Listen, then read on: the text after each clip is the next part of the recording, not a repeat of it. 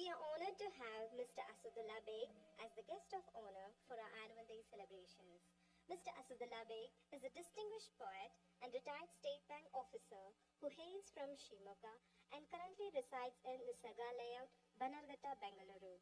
Renowned for his contributions to Kannada literature, he is celebrated for popularizing Urdu origin couplets in Kannada, known as Kannada Shairi, with 5 claimed books to his name, including Kannada Shairi, Beg Shairi, and Nuraru Rupaigalu.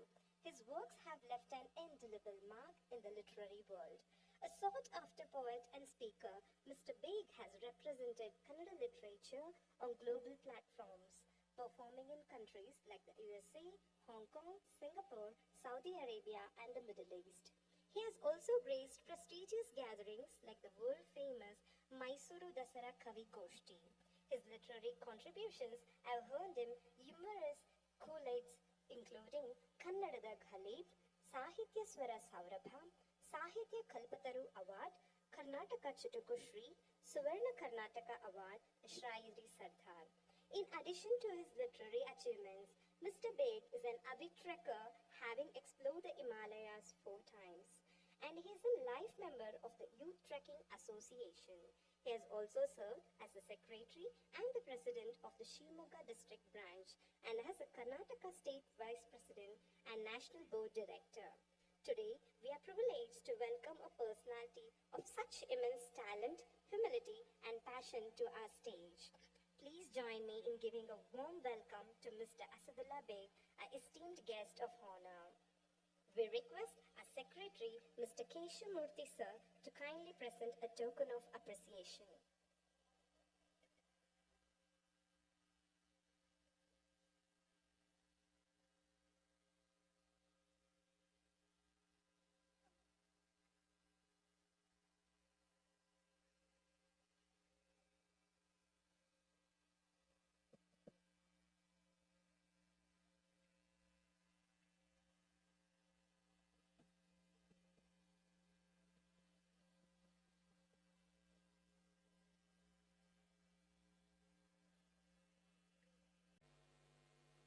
ಎಲ್ಲರಿಗೂ ನಮಸ್ಕಾರ.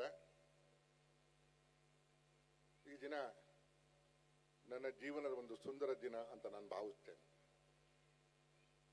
ಇಲ್ಲಿ ಈ ವೇದಿಕೆ ನೋಡಿದಾಗ ತುಂಬ ಖುಷಿ ಆಯಿತು. ಅದರಲ್ಲೂ ಈ ದಿನ ವೇದಿಕೆ ಮೇಲಿರುವ ಗಣ್ಯರನ್ನು ನೋಡಿದಾಗ ಇವರೆಲ್ಲರ ಪರಿಚಯ ಆಯ್ತಲ್ಲ ಅಂತ ಹೆಮ್ಮೆ ಅನಿಸ್ತಾ ಇದೆ. ನನಗೆ ಈ ದಿನ ರಾಮೋಜಿ ಗೌಡ ಅವರ ಪರಿಚಯ ಆಯಿತು. ಅವರ ಮಾತುಗಳನ್ನು ಕೇಳಿ ಸಂತೋಷ ಆಯಿತು. ನಾಗರಾಜು ಅವರು ಚೇರ್ಮನ್ ಅವರು ಕಳೆದ ಬಾರಿ ಒಂದ್ಸರಿ ಕರೆದಿದ್ರು, ನನಗೆ ಸ್ವಾತಂತ್ರ್ಯೋತ್ಸವಕ್ಕೆ ಬಂದಿದ್ದೆ. ಮತ್ತೆ ಈ ಸರಿ ಸ್ವರ್ಣ ಲಕ್ಷ್ಮಿ ಮೇಡಮ್ ಮತ್ತು ಸ್ವಪ್ನ ಮೇಡಮ್ ನನ್ನ ಮನೆಗೆ ಬಂದಾಗ ತುಂಬ ಹೆಮ್ಮೆ ಅನ್ನಿಸ್ತು, ಸಂತೋಷ ಅನ್ನಿಸ್ತು. ನಮ್ಮ ಕಾರ್ತಿಕ್ ಅವರಿದ್ದಾರೆ. ಎಲ್ಲರೂ ಇವತ್ತು ಇನ್ನೊಬ್ಬರು ಪರಿಚಯ ಆಯಿತು, RN ತಿವಾರಿ. Really grateful. ನಿಮ್ಮೆಲ್ಲರ ಪರಿಚಯ ನನಗೆ ಈ ದಿನದ ಒಂದು ಸುಂದರ ದಿನ ಅಂತ ಮಾಡಿದೆ. ನೇರವಾಗಿ ನಾನು ಹೆಚ್ಚು ಸಮಯ ತಗೊಂಡಲೇ, ನೀವು ರಾಮೋಜಿಯವರು ಹೇಳಿದ ಹಾಗೆ ನಿಮ್ಮ ಮಕ್ಕಳ ಚಟುವಟಿಕೆಯನ್ನು ನೋಡಕ್ಕೆ ಬಂದಿದ್ದೀರಾ. ನಾನು ಸಮಯ ತಗೊಳ್ಳೋದಿಲ್ಲ. ಒಂದು ಮಾತು ಹೇಳೋಕ್ಕೆ ಇಷ್ಟಪಡ್ತೇನೆ. ನಾವೆಲ್ಲ ಓದ್ತಾ ಇದ್ದಾಗ ನಮಗೆ ಬಾಲ್ಯ, ಯೌವನ, ವೃದ್ಧಾಪ್ಯ ಅಂತ ಇತ್ತು. ಈಗ ನನಗೆ ಅನಿಸ್ತಾ ಇದೆ, ಈಗಿನ ಮಕ್ಕಳಿಗೆ ಬಾಲ್ಯ ಅನ್ನೋದೇ ಇಲ್ಲ. ರಾಮೋಜಿಯವರು ಹೇಳಿದ ಹಾಗೆ ಈಗಿನ ಸಣ್ಣ ಮಕ್ಕಳೆಲ್ಲ ಯುವಕರಾಗ್ಬಿಟ್ಟಿದ್ದಾರೆ, ಯುವತಿಯರಾಗ್ಬಿಟ್ಟಿದ್ದಾರೆ. ಅವರಲ್ಲಿ ಬಾಲ್ಯ ಹೋಗ್ಬಿಟ್ಟಿದೆ. ಅದಾಗಬಾರ್ದು. ಅದಕ್ಕೆ ನೀವು ತಂದೆ ತಾಯಿಗಳು ನಿಗಾ ವಹಿಸಬೇಕು, ಅವರಿಂದ ಮೊಬೈಲನ್ನು ತಗೋಬೇಕು ಅನ್ನೋ ಮಾತನ್ನು ಹೇಳ್ತಾ, ಒಂದೆರಡು ಶಾಯರಿ ಹೇಳ್ದಲೇ ಇದ್ರೆ ನನಗೂ ಸಮಾಧಾನ ಆಗೋದಿಲ್ಲ. ನನ್ನನ್ನು ಕವಿ ಅಂತ ಹೇಳಿ ಸನ್ಮಾನಿಸಿದ್ದಕ್ಕೆ ಹೇಳಬೇಕಾದ ನನ್ನ ಕರ್ತವ್ಯ ಅಂತ ನಾನು ಭಾವಿಸ್ತೇನೆ.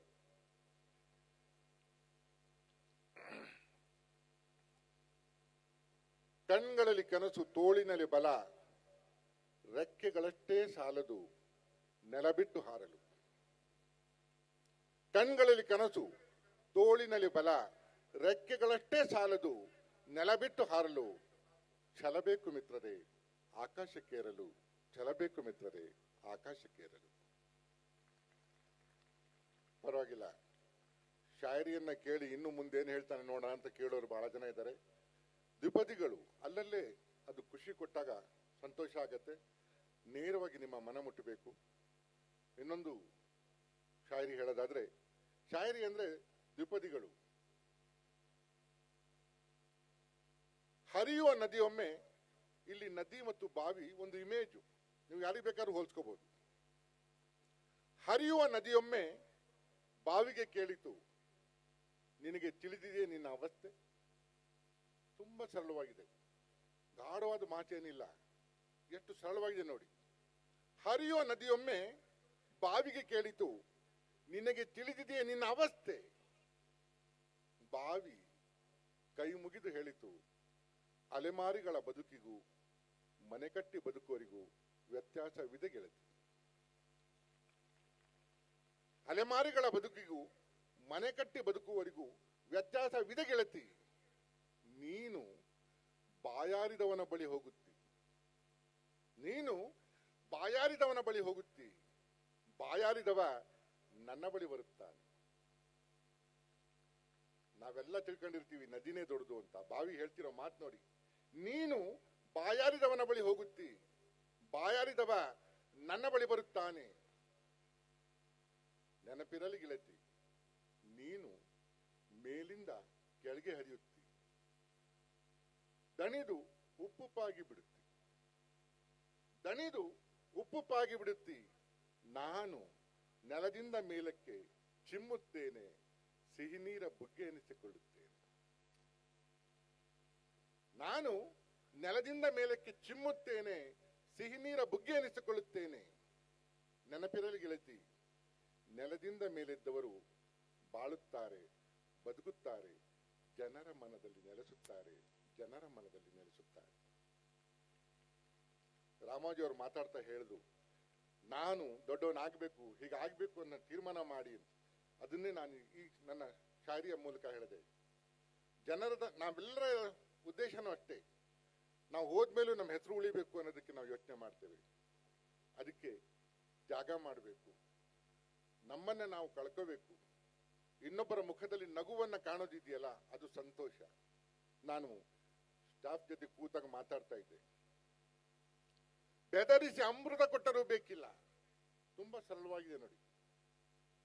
ಅಮೃತ ಸಿಕ್ಕರೆ ಯಾರು ಬಿಡ್ತಾರೆ? ಇವಾಗ ಬರೀ ಕುಂಭಮೇಳಕ್ಕೆ ಜನ ಒದ್ದಾಡಿ ಸಾಯ್ತಾ ಇದ್ದಾರೆ, ಸುಮಾರು ಜನ ಬಿದ್ದು ತೀರೋಗಿದ್ದಾರೆ. ಹಾಗೆ ನೀವು ಕೂತಿ ಜಾಗದಲ್ಲಿ ಅಮೃತ ತಂದು ಕೊಟ್ರೆ ನನಗಿರ್ಲಿ ನಿನಗಿರ್ಲಿ ಅಂತ ತಗೊಂತೀರಲ್ವಾ? ನಾನು ಹೇಳ್ತೀನಿ ಕೇಳಿ, ಬೆದರಿಸಿ ಅಮೃತ ಕೊಟ್ಟರೂ ಬೇಕಿಲ್ಲ, ಮುದ್ದಿಸಿ ವಿಷ ಕೊಟ್ಟರೂ ಇರಲಿ. ಇದೇನ್ ಸರ್ ಸಾಬೂರ್ ಲೆಕ್ಕಾಚಾರ ಅಂತ ಕೇಳ್ಬೇಡಿ. ಬೆದರಿಸಿ ಅಮೃತ ಕೊಟ್ಟರೂ ಬೇಕಿಲ್ಲ, ಮುದ್ದಿಸಿ ವಿಷ ಕೊಟ್ಟರೂ ಇರಲಿ. ಸಾಯುವುದು ಒಮ್ಮೆ ಇದ್ದೇ ಇದೆ, ಸಾಯುವಾಗಲೂ ಒಬ್ಬರಿಗೆ ಖುಷಿ ಕೊಟ್ಟ ಹೆಮ್ಮೆ ನನಗಿರಲಿ, ಒಬ್ಬರಿಗೆ ಖುಷಿ ಕೊಟ್ಟ ಹೆಮ್ಮೆ ನನಗಿರಲಿ. ನನ್ನ ಹೆಂಡತಿ ನನಗೆ ಹೇಳ್ತಿರ್ತಾಳೆ, ಬೆಳಗಿಂದ ಬೇಜಾರಿನಲ್ಲಿ ಇರ್ತೀರಾ, ಎಲ್ಲೋ ಏನೋ ಮಾಡ್ತಾ ಇರ್ತೀರಾ, ನಿಮ್ಮಟ್ಟಕ್ಕೆ ನೀವೇನೋ ಬರಿತಾ ಇರ್ತೀರಾ, ನೆಟ್ಟಿಗೆ ಮಾತಾಡೋದಿಲ್ಲ, ಎಲ್ಲಿಂದನಾರು ಒಂದು ಕಾರ್ಯಕ್ರಮ ಇದೆ ಅಂದ್ರೆ ಏನ್ ಕಳೆ ಬಂದ್ಬಿಡುತ್ತಾರೆ ನಿಮ್ಮ ಮುಖದಲ್ಲಿ ಅಂತ. ನಾನು ಅವ್ರಿಗೆ ಹೇಳ್ತೇನೆ, ನಿಮಗೆ ಗೊತ್ತಿಲ್ಲ, 4 ಜನರ ನಗುವ ಮುಖಗಳನ್ನು ನೋಡಿದಾಗ ಆ ದಿನದ ನಮಾಜು ಅಂತ ನಾನು ಭಾವಿಸ್ತೇನೆ. ನಿಮ್ಮ ನಗು ನನ್ನ ಜೀವನದ ಭವಿಷ್ಯವನ್ನು ನಿರ್ಧರಿಸುತ್ತೆ ಅನ್ನುವ ಮಾತು ಡಾಕ್ಟರ್ ರಾಜ್ಕುಮಾರ್ ಹೇಳ್ತಾ ಇದ್ರು, ಅಭಿಮಾನಿಗಳೇ ದೇವರು ಅಂತ. ನಾನು ನನ್ನ ಶೈಲಿಯಲ್ಲಿ ಹೇಳ್ತೇನೆ, ಬೇವಿನ ಹೂವು, ಚಿಟ್ಟೆಯ ಬಣ್ಣ, ಮಂಜಿನ ಹನಿ, ಜೋಳದ ಹೊಲ, ರಂಗೋಲಿಟ ನೆಲ, ಕೆಸರಿನ ಕಮಲದಲ್ಲಿ ಕವಿ ಕವನ ಕಂಡ. ಬೇವಿನ ಹೂವು, ಚಿಟ್ಟೆಯ ಬಣ್ಣ, ಮಂಜಿನ ಹನಿ, ಜೋಳದ ಹೊಲ, ರಂಗೋಲಿಟ ನೆಲ, ಕೆಸರಿನ ಕಮಲದಲ್ಲಿ ಕವಿ ಕವನ ಕಂಡ. ನಾನ್ ನಿಮ್ಮ ಕಣ್ಣಲ್ಲಿ ನನ್ನ ಜೀವನ ಕಂಡೆ, ನಾನ್ ನಿಮ್ಮ ಕಣ್ಣಲ್ಲಿ ನನ್ನ ಜೀವನ ಕಂಡೆ. ನಿಮ್ಮ ಅಭಿಮಾನ, ನಿಮ್ಮ ಪ್ರೀತಿ, ಈ ದಿನದ ಸನ್ಮಾನಕ್ಕೆ ನಾನು ಚಿರಋಣಿ ಅನ್ನೋ ಮಾತನ್ನು ಹೇಳ್ತಾ, ನನಗೆ ನಿಜ ಹೇಳಬೇಕು ಅಂದ್ರೆ ನಗುವ ಮುಖ, ಚಪ್ಪಾಳೆ ಕೇಳ್ತಾ ಇದ್ರೆ ಮೈಕ್ ಬಿಡಕ್ ಬಂತಾಗಲ್ಲ. ಆದ್ರೂ ಹೇಳು ಬಂದಿದ್ದೆ 5 ನಿಮಿಷ ಮಾತಾಡ್ತೀನಿ ಅಂತ. ಬೆಳಕೊಂದು ಬೆಳಗುತ್ತಿರಲಿ ನನ್ನ ಎದೆಯೊಳಗೆ, ಇದು ನನ್ನ ಪ್ರಾರ್ಥನೆ. ಬೆಳಕೊಂದು ಬೆಳಗುತ್ತಿರಲಿ ನನ್ನ ಎದೆಯೊಳಗೆ, ನಗುತ್ತಿರಲಿ ಮನಸ್ಸು ನಗಿಸಲು ಸಭೆಗೆ. ಬೆಳಕೊಂದು ಬೆಳಗುತ್ತಿರಲಿ ನನ್ನ ಎದೆಯೊಳಗೆ, ನಗುತ್ತಿರಲಿ ಮನಸ್ಸು ನಾ ನಗಿಸಲು ಸಭೆಗೆ, ಯಾವ ಓಣಿಯಲ್ಲಾದರೂ ಅಡಗಿರಲಿ ಈ ಬಾಳ ಕೊನೆಗಳಿಗೆ, ಯಾವ ಓಣಿಯಲ್ಲಾದರೂ ಅಡಗಿರಲಿ ಈ ಬಾಳ ಕೊನೆಗಳಿಗೆ, ಎದುರಿಗಿರಲಿ ಆತ್ಮೀಯರು ನಾ ಮಾತಾಡುತ್ತಿರಲಿ ಕನ್ನಡದ ಸಭೆಗೆ, ನಾ ಮಾತಾಡುತ್ತಿರಲಿ ಕನ್ನಡದ ಸಭೆಗೆ. ಧನ್ಯವಾದ.